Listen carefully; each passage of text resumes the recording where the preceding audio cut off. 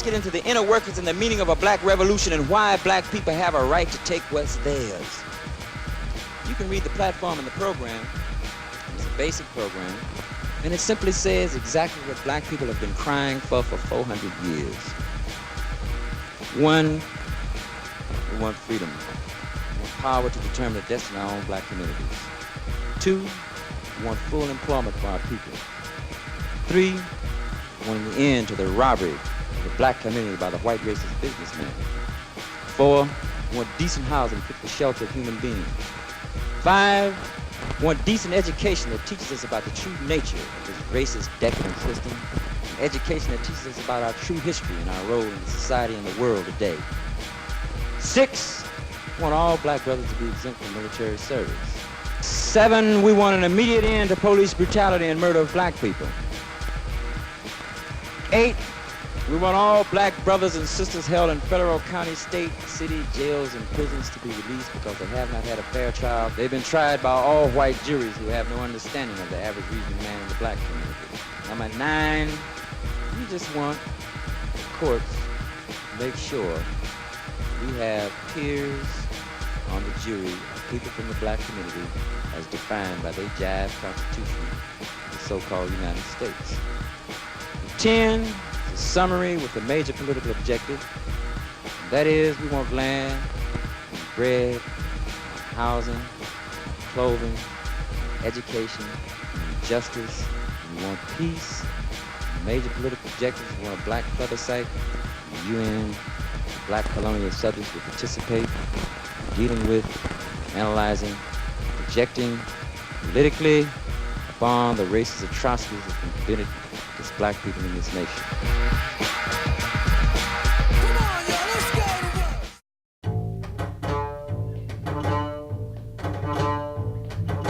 1955 is the start of the boys' boycott, or Rosa Parks and Martin Luther King. So we bought a TV to keep in touch with what was going on in our home state. But my mother used to get so mad when she would see the police beat and brutalizing people. She used to get so mad and she would run over and turn off the TV, and she would come back and sit down, and she would turn around and look at me and says, "Boy, don't you ever let nobody do that shit to you." I was taught never to take BS from people, you know, or racial slurs or whatever. So every day he would see me fighting. Most of the time I win, but sometimes I will lose. One day he comes over to me and says, "Bill, man, you can't fight every day. You have to pick your battles." That's a lesson I learned from him, but this is what he did. He never was an outspoken person, but when it came time for him to be in the spotlight, he raised his fist and let everybody know he stood for black unity in the community. I joined about January 1967, 3 months after the inception of the organization itself in Oakland, California. There was a period of volatile situations within the United States that created conditions for the Black Panther Party to come to rise.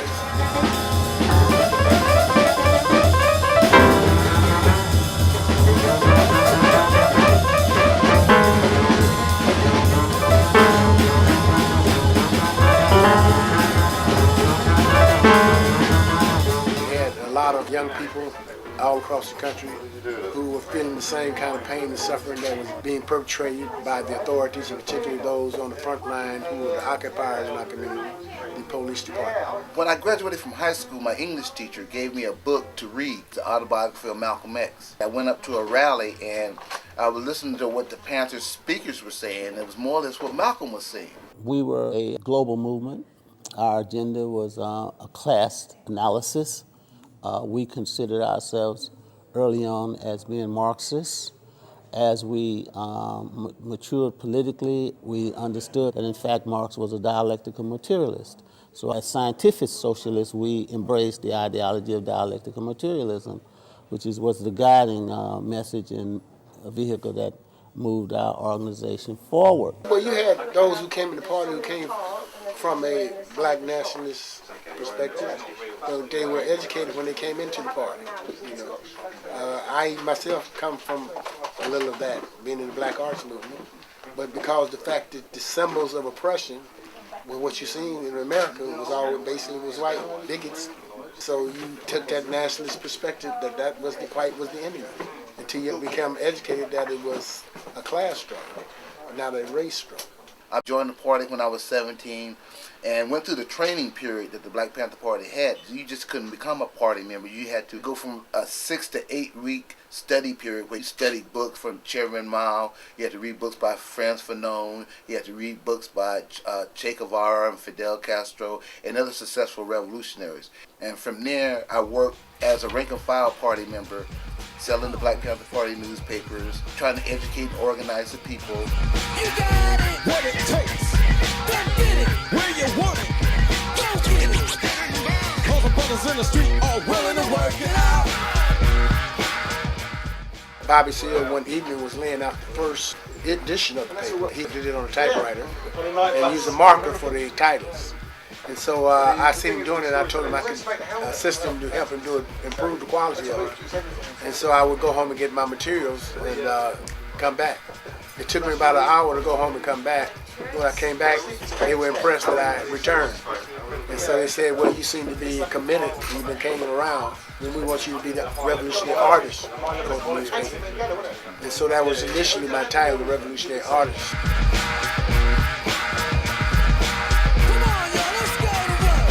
Many of us in limbo, how to get it on.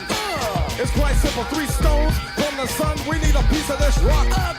Indestructible soul. Answers to this prison, to the brothers in the street, school, and the prisons. History shouldn't be a mystery. Our story's real history, not this story. It was a reflection of politics. It was a reflection of the conditions that existed at the time.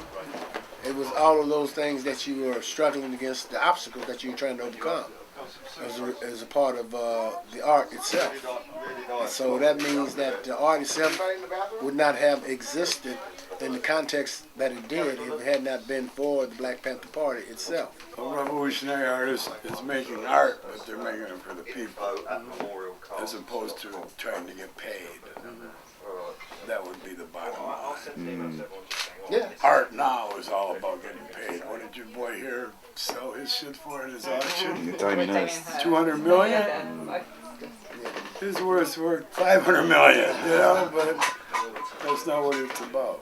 They were the first anti-racist black organization. Not being racist to be anti-racist, you know what I mean? And there was a place for us. They said, well, what should white people do? Well, they should start a White Panther Party and organize white people because we don't need them coming down in here running around in the black community. White people are our problem. The problem is these white people got their foot on our neck. Get it off. They're your people. You can talk to them. Okay. Good idea. We will. Our organization was never a racist organization. We started from its inception working with progressive whites, the Peace and Freedom Party, working with members of the Communist Party, working with members of the Socialist Workers Party, working with people from the Hispanic community, Cesar Chavez and his farm workers, working with the Brown Berets, working with the Young Lords for the Puerto Ricans, working with the Asians. We were the first organization to make an alliance with gay rights in 1969 when nobody would touch those issues. I think it's the one thing that made us so dangerous to the government because we did organize across racial, gender, cultural lines. We're all oppressed by the same corporations. We're all oppressed by the same system. We're all oppressed by the lying politician. We're all oppressed by the police, which is the military arm of the system. We have always had a class analysis, and our politics were the politics of coalition. Our slogan was, one does not fight racism with racism, you fight racism with solidarity.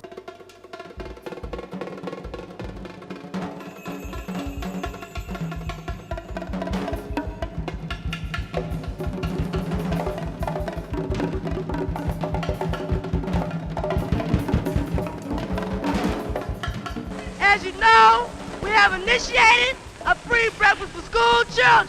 The reason behind this is because we understand that our children go hungry.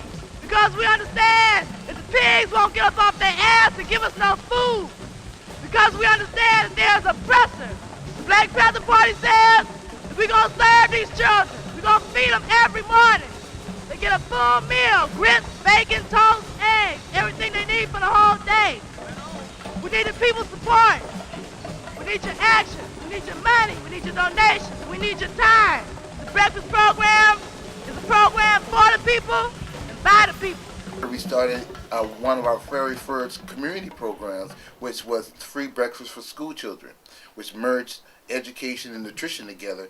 So we started feeding like hundreds and hundreds of kids in the geographical area that we lived in. We call ourselves the People's Army, and we serve the people body and soul. We just don't say that, we actually implement programs to serve people. The breakfast program fed kids in the morning before they attended school, and we found out that by leafleting in the community and going door to door, this was a big problem. So we implemented this small program which took off like fire. How the program actually worked is that the mom and pop stores in the community would donate whatever they could. Say if you owned a store, a small store, and you couldn't donate that much, maybe you could donate a gallon of milk or 2 loaves of bread and a dozen of eggs a week. But if we go to like 10, 11 stores and they can do the same thing, we can feed something like 70, 80 kids per week on that. We had no other money except for money that people donated us through the community. Other programs we had was a SAFE program. This is a program that was brought to us by senior citizens. Back in those days, senior citizens would get their retirement money, their Social Security, or whatever they have at the first of the month. They were beaten, their purses snatched, the money taken away from them. So we started sending vans and cars to the senior satellite homes and picking them up around the first of the month and taking them to cash their checks and to go shopping and bringing them back safely. Now this program was very successful. The seniors in the community really loved it, and it caught on throughout the country, as well as our free busing program to prisons. In our community, the unemployment, the economic situation is so bad that a lot of people take chances or do things they normally wouldn't do to raise money, and they become victims and they go to jail and they're sent away to prison. Say you're in Oakland. That don't mean that you're going to be in jail in Oakland. They might ship you across the state or 100 miles away, and a lot of times people don't have transportation to get to those locations. So as an effort to keep the family together, we provided a free busing program where people can get on this bus. Say we were going to San Quentin that particular week, people could get on that bus and ride, and all we would do is ask for donations.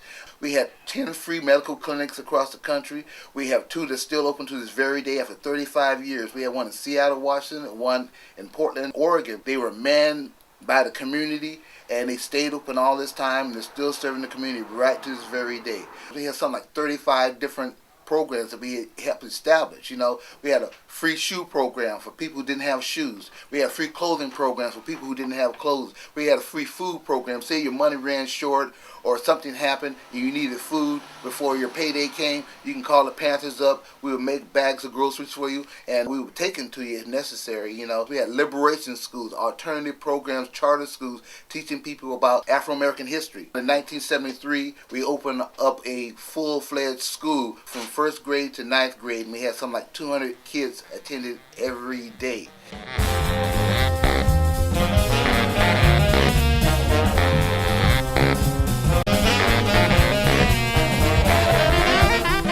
Our social programs were like a guideline of things that could be done, because we didn't get money from foundations. We didn't get money from the government to start these programs. These programs were started with tender love and care for the community, and by people seeing that, they participated in that. They would come by our office and maybe give us $5. So people can look into the past and say, this is what the Panthers did. They did it without any support. We can do this. Even though resources have been cut off, unemployment is going to be rampant or is rampant, there are still things that can be done in the community. It's an example of what can be done when people unify on a grassroots level to achieve their goals.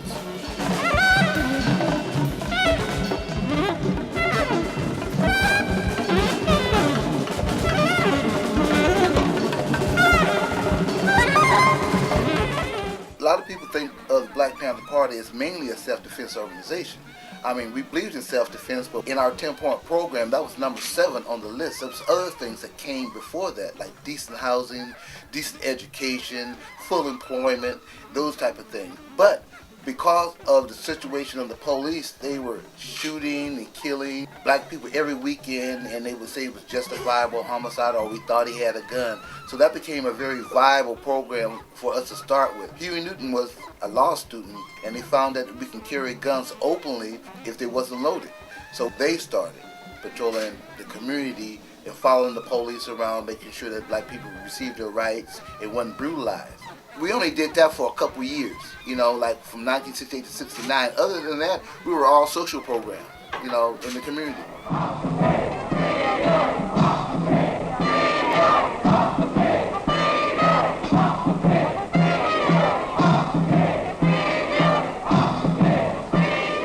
The traditional thing is to attack the leadership.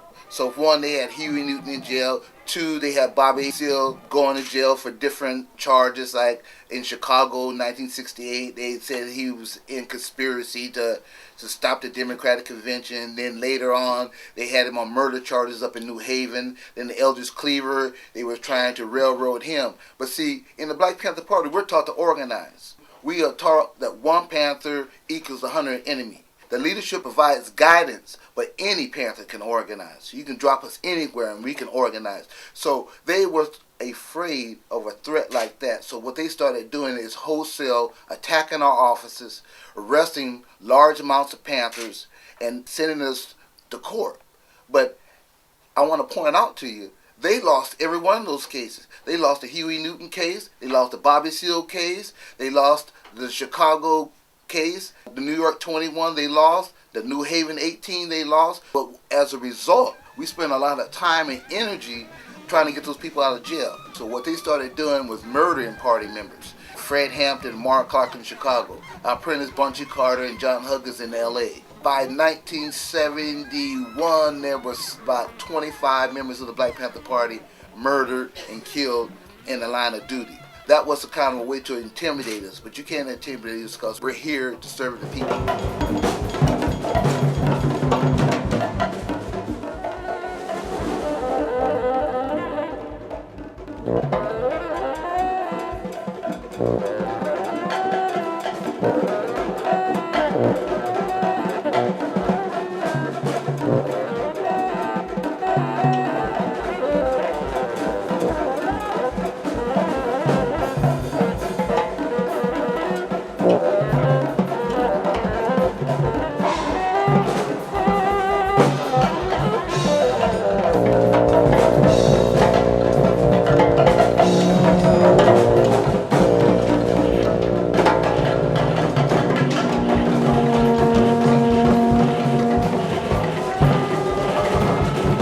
That activists understand that revolution is a process, not a conclusion, and that our Black Panther Party did not make the revolution. We only helped promote the process.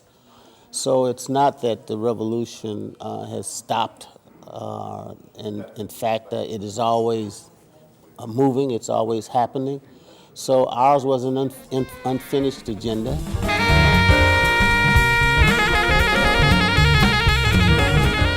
Overthrow the government, whoever is running it.